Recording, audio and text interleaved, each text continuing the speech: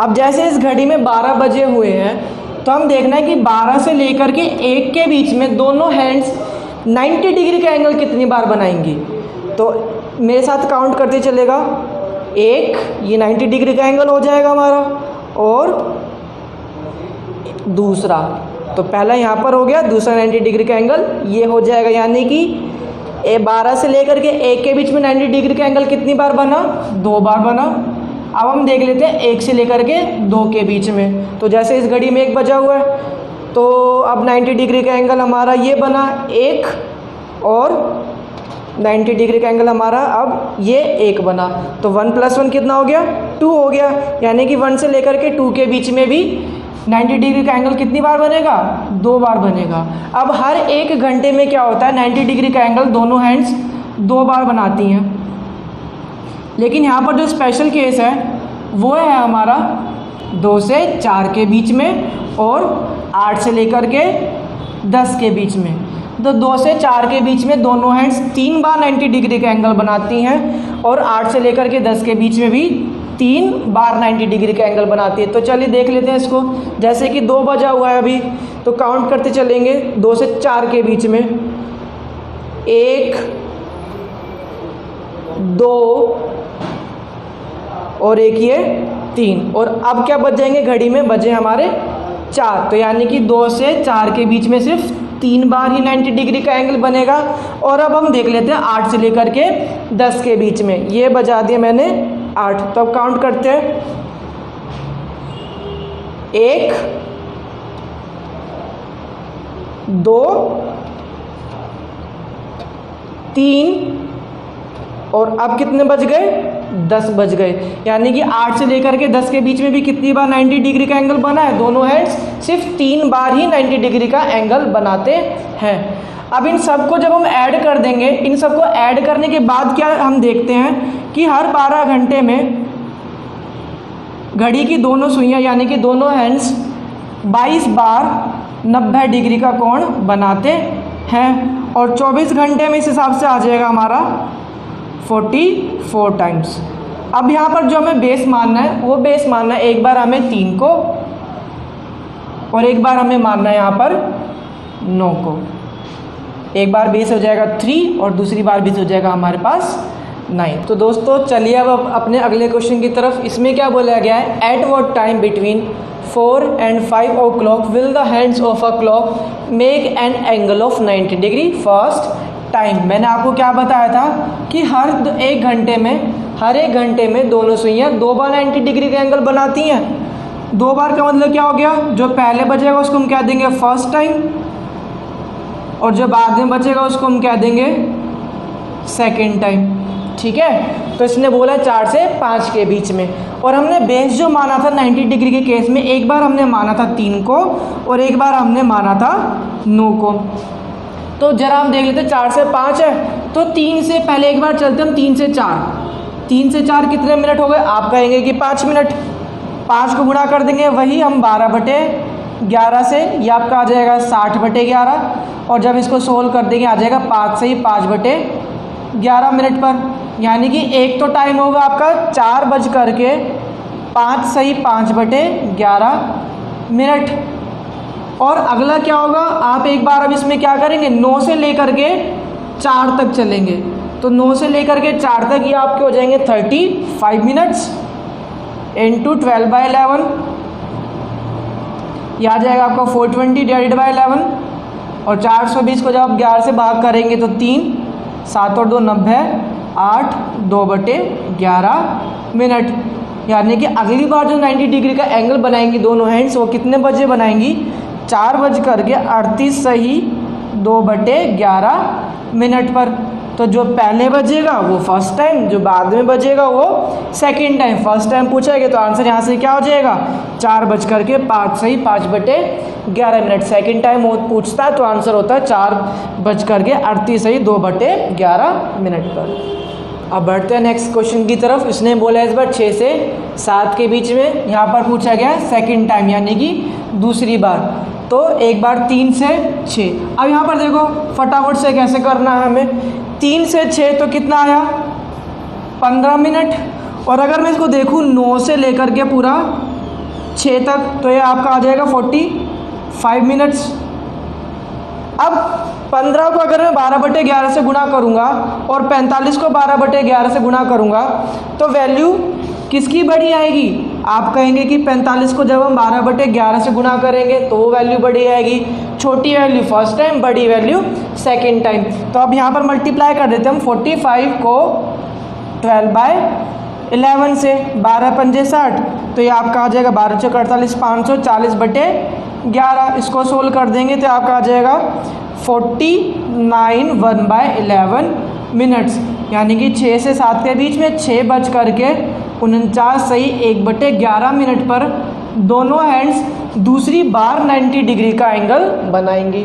First time होता तो हम इसको 15 मिनट से मल्टीप्लाई करते, सेकंड टाइम है तो हम इसको मल्टीप्लाई कर रहे हैं 45 मिनट से। तो दोस्तों नेक्स्ट क्वेश्चन में क्या बोला गया है? 2 से 3 के बीच में सेकंड टाइम, दूसरी बार 2 से 3 के बीच में पूछा है, तो 3 से 1 हो जाएगा आपका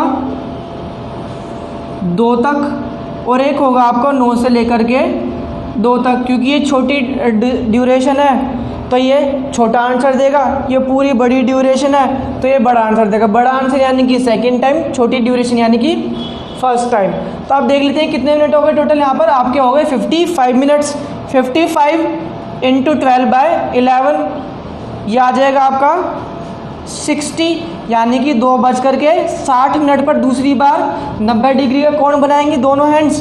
तो 2:60 मिनट का मतलब क्या हो गया? 3 o'clock, यानी कि 2 से 3 के बीच में सिर्फ एक ही बार 90 डिग्री का एंगल बनाएगी, वो भी फर्स्ट टाइम। और जब वो सेकंड टाइम 90 डिग्री का एंगल बनाने चलेंगे तो हमारे घड़े में कितने बज जाएंगे? 3 बज जाएंगे, यानी कि 2 से 3 के बीच में सेकंड टाइम कभी भी 90 डिग्री का एंगल दोनों हैंड्स नहीं बनाते। इसी तरीके से अगर हम बात करें यहाँ पर 8 से लेकर के 9 के बीच में, वहाँ भी आपसे वो पूछ लेगा सेकंड टाइम, तब भी हमारा आंसर क्या होगा? क्योंकि सेकंड टाइम क्या बच जाएगा? 9 बच जाएगा, तब भी आंसर हमारा क्या होगा? नेवर, यानी कि कभी भी नहीं बनाएंगी। तो दोस्तों अब हम अपने अगले टाइप की तरफ चलते हैं। यहाँ पर पूछ लेगा, आपको कोई पर्टिकुलर टाइम दे देगा, जैसे कि मान लेते हैं हम 4:20 मिनट हो रहे हैं, तो किसी घड़ी में 4:20 मिनट हो रहे होंगे इस तरीके से। अब वो पूछ लेगा आपसे कि हमें बताना है कि आर हैंड और मिनट हैंड दोनों कितने डिग्री का एंगल बना रही होगी। तो इस केस के लिए आपको क्या करना पड़ता है? 3 स्टेप है, वो तीनों स्टेप ध्यान रखना है। बुक्स में आपको इसके लिए एक फॉर्मूला मिल जाएगा बड़ा सा, लेकिन एग्जाम में वो याद नहीं रहेगा। तो ये छोटे छोटे 3 स्टेप्स है, बस इतने ध्यान रखना है। आपको क्या करना है? जो आर्ट्स है, ये आर्ट्स हो गया और ये आपका मिनट हो गया। आर्ट्स को मल्टीप्लाई करना हमेशा 60 से, और मिनट को हमेशा मल्टीप्लाई करना आपको 11 से। इसको मल्टीप्लाई करने पर आ जाएगा 240, और 20 को 11 से गुणा करने पर आएगा आपका 220। ये पहला स्टेप हो गया। दूसरे स्टेप में आपको क्या करना है? बस हमें इन दोनों के बीच का अंतर देखना है। तो इन दोनों के बीच का अंतर आ गया 20।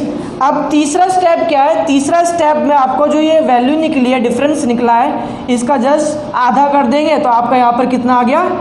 10, यानी कि 4:20 मिनट पर दोनों हैंड्स के बीच में जो एंगल बन रहा होगा वो कितने डिग्री का बन रहा होगा? 10 डिग्री का। फटाफट से अगला क्वेश्चन देख लेते हैं। जैसे कि आपको बोला गया 5:37 मिनट, आर को 60 से मल्टीप्लाई करा, मिनट को 11 से मल्टीप्लाई करा। मल्टीप्लाई करने के बाद ये आपका आ गया 300, और ये आपका आ जाएगा 407।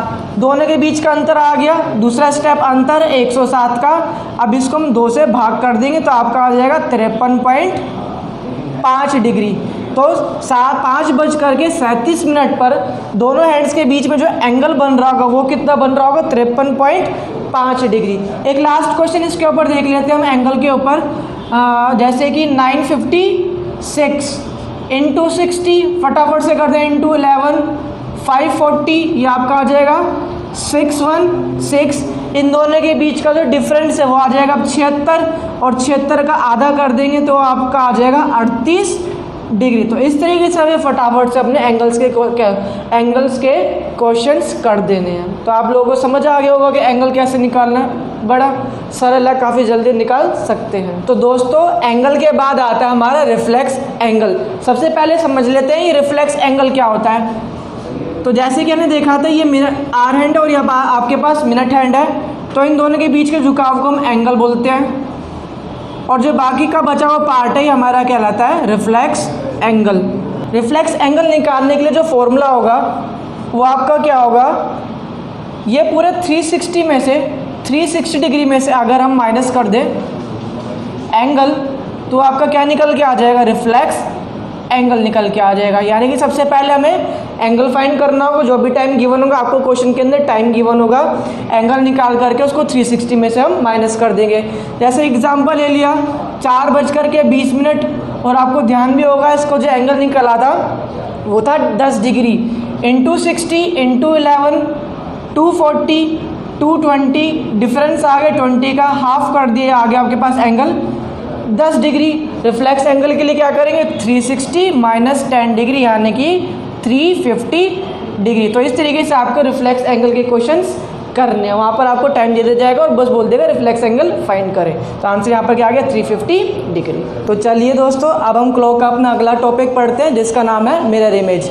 मिरर इमेज में क्या होगा कि जैसे ये घड़ी है इसकी रिफ्लेक्शन आपको मिरर के अंदर दिख जाएगी, या तो इस घड़ी का टाइम या फिर इस घड़ी का टाइम आपको दे दिया जाएगा। अगर इस घड़ी का ओरिजिनल घड़ी का टाइम दिया गया तो आपसे पूछ लेगा कि मिरर इमेज में क्या समय हो रहा है, और अगर मिरर इमेज में टाइम दिया गया तो आपसे पूछ लिया जाएगा कि जो एक्चुअल घड़ी है उसमें क्या टाइम हो रहा होगा। फॉर एग्जाम्पल यहाँ पर हम ले लेते हैं जैसे कि 4:20, तो यहाँ पर पूछ लिया कि 4:20 की मिरर इमेज क्या होगी। तो मिरर इमेज के लिए आपको एक छोटा सा पॉइंट क्या ध्यान रखना है, जो भी गिवन टाइम होगा उसको हमेशा आप 11:60 में से माइनस कर देते हैं। तो 60 में से 20 चला गया 40 और 11 में से 4 चला गया तो कितना आ गया हमारे पास 7 आ जाएगा। तो यानी कि 4:20 की जो मिरर इमेज है वो आपको क्या मिलेगी 7:40। एक क्वेश्चन और देख लेते हैं यहाँ से, जैसे मैंने बोला 9:37 या 57, तो इसको 11:60 में से माइनस कर देंगे तो ये आज आपका आ जाएगा 2:03, यानी कि 9:57 की जो मिरर इमेज होगी वो आपके पास आंसर क्या होगा 2:03।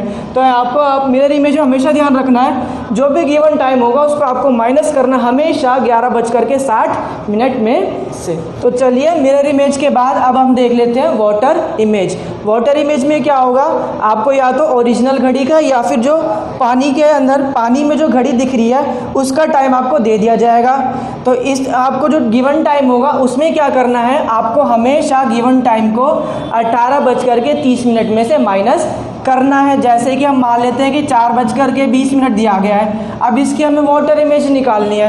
तो वाटर इमेज के लिए क्या करेंगे, गिवन टाइम को हम 18:30 में से माइनस कर देते हैं। तो 30 में से 20 चला गया 10 और 18 में से 4 चला गया तो आपका आ जाएगा 14, यानी कि 4:20 का जो मिरर वाटर इमेज होगी वो कितनी होगी 14:10। लेकिन ये आपको दिख रहा है ये हमारा जो है 24 आवर्स की फॉर्म में है।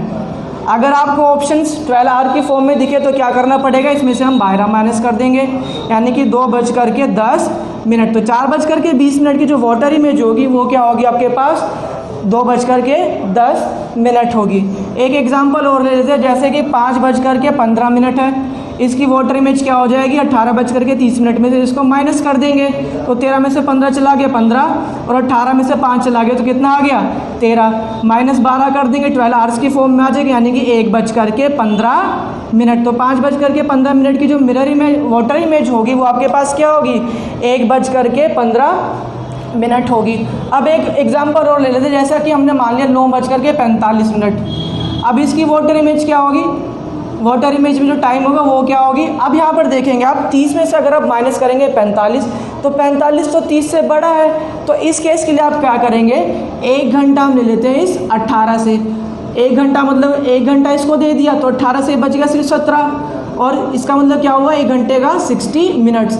जब हम 30 में 60 ऐड कर देंगे तो अपने पास कितना आएगा 90 आएगा।